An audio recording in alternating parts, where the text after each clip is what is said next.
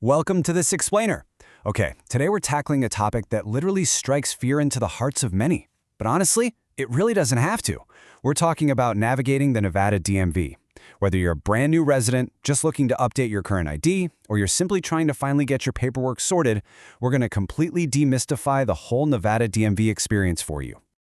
Let's be real for a second. We all know that universal dread, right? Waiting in an endless line at a government building, just staring at a little crumpled paper ticket, only to finally reach the counter and be told, yep, you're missing one specific random piece of paper. It's incredibly frustrating. But what if you could just skip all that? Are you ready to lose the frustration and gain your Nevada state ID seamlessly? Because that is exactly what this explainer is designed to do. We're giving you a foolproof roadmap so you can get in, get out, and get on with your actual life. So here's our game plan for today.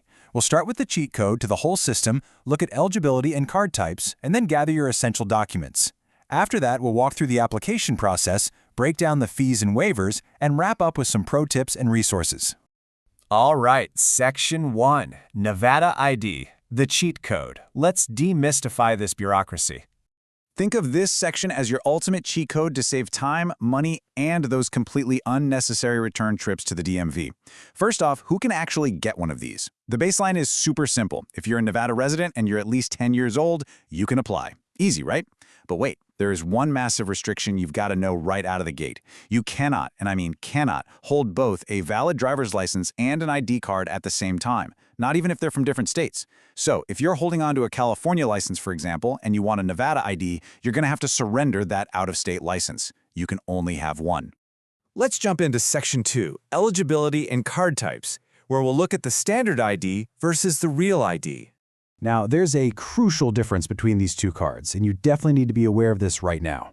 Nevada basically offers two main types of IDs. The standard ID, it's great for just general everyday stuff, but it does not meet federal security standards. No gold star, and it literally says not for real ID purpose right on it. The real ID, on the other hand, is basically your golden ticket. It features this cool little gold Nevada outline with a star cut out in the upper right corner. So why does this actually matter to you? Well, starting May 7, 2025, standard Nevada IDs will not be accepted for boarding domestic flights or entering secure federal facilities. Basically, if you're planning to fly anywhere in the U.S., you absolutely want that real ID. Moving right along to Section 3, Gathering Your Essential Documents, the all-important packing list.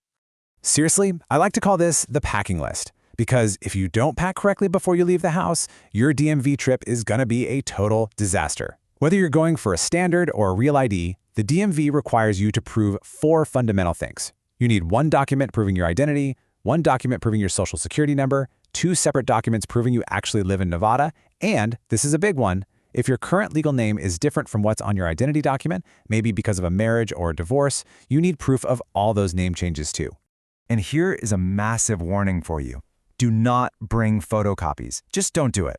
The DMV will only accept valid originals or certified copies. You know what a really common trap is? The birth certificate. People bring in those hospital-issued birth certificates with the cute little baby footprints. Well, as cute as those footprints are, the government literally does not care. It has to be a government-issued certified birth certificate, or you'll be turned right around. So what actually works? For your identity, a valid U.S. passport or that certified state birth certificate is perfect. For your social security number, an original social security card, a W-2, or even a printed pay stub showing the full number works great. Now, for those two proofs of residency, think utility bills, a lease agreement, or a bank statement. But remember, they have to be dated within the last 60 days. Oh, and for a real ID, your documents have to show a physical address. A P.O. box won't cut it. And for our non-U.S. citizen residents, don't sweat it. Documents like an unexpired permanent resident card, your I-551, are absolutely accepted. The DMV just verifies your lawful status through the federal SAVE system. All right, Section 4, the application process, from your couch to the counter. You've got your documents gathered, now what? Let's walk through the actual steps. Step 1, already done. You packed your bags.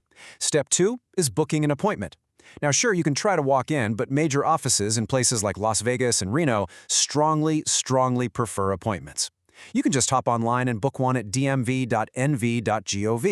You'll also fill out Form DMV-002.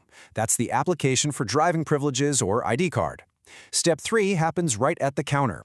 You hand over your docs, pay the fee, surrender any old ID, and smile for the camera.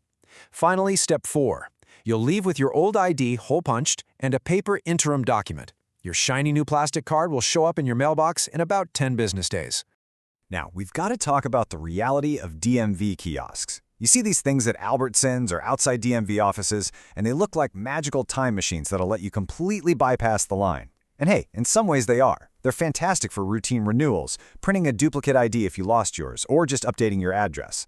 But here's the catch. They absolutely cannot process initial, first-time applications, and they can't do new Real ID upgrades. For those, a real human being has to physically look at your original documents at a full-service towner. Up next is Section 5, Fees, Waivers, and Timelines. Let's talk about what this is actually gonna cost you.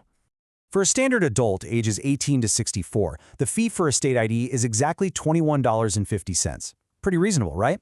If you're under 18, it's actually a bit cheaper at $9.50, and for our seniors 65 and older, it's $11.50. But what if paying that fee is a real struggle right now? Well, Nevada has actually set up some incredibly compassionate waiver programs that you should know about. For individuals who are re-entering society after incarceration, the Nevada Department of Corrections, or NDOC, issues an identification card upon release. The DMV actually accepts this NDOC card as valid proof of your legal name and age to get a standard ID, which is great. However, just a quick heads up, the NDOC ID cannot be used as proof of identity to upgrade to a real ID. For that gold star, you're still going to need a birth certificate or a passport. But there are some other really great re-entry accommodations. If you present a certificate of released prisoner within 90 days of your release, you can get a duplicate ID card completely free of charge. The DMV totally waives all duplicate fees and card production costs. It's just a really great, practical way they help folks get back on their feet and start applying for jobs without worrying about extra costs. The state also offers some profound support for the unhoused community. For homeless youth under the age of 25, the DMV completely waives all fees for an original, renewal, or duplicate ID. You just have to fill out the Declaration of Homeless Status, which is Form DMV 128. And even better, they remove the huge hurdle of needing a social security number. These kids can literally use a school photo ID and an unofficial transcript with their birth date to prove who they are. For homeless adults 25 and older, there's a one-time fee waiver available for duplicate IDs. Plus, the Nevada Housing Crisis Response System actually teams up with the DMV to help vulnerable folks track down hard-to-get vital records, like birth certificates. It's a real game changer. Finally, we arrive at Section 6, Pro Tips and Resources. Let's make sure you're set up for total success. Okay, here are your actionable takeaways before you go. First, definitely hit up getrealnevada.com. They have these amazing interactive checklists in both English and Spanish that'll confirm you have the exact right documents before you ever leave the house. Second, if your situation is super complicated, just call the DMV For You hotline at 1-800-DMV-4U. Third, be proactive. In places like Vegas and Reno, appointments can book up 30 to 60 days out, so plan ahead. You can always check the portal daily for cancellations, though. And lastly, I cannot stress this enough. Double-check that your legal name matches exactly across all your documents. If your birth certificate says Smith, but your utility bill says Jones because you got married, you absolutely must bring that marriage certificate to bridge the gap. Now, as we all know, bureaucracy is a living, breathing thing. The fees, the procedures, and the rules we've talked about today are all accurate based on current Nevada statutes and DMV policies at the time of this recording, but they are subject to change. Always verify the latest details, grab the newest forms, and check the current fees directly through official sources like dmv.nv.gov before you make your trip. So, we've unpacked the requirements, we've navigated the Real ID transition, and we laid out the exact packing list of documents you need. You know how to bypass the lines, and you know about the incredible community resources available. Now that you've got the ultimate cheat code to bypass the frustration, are you ready to claim your Nevadan identity today? Get those documents together, book that appointment, and go get your ID. Thanks for joining me on this explainer, and happy navigating.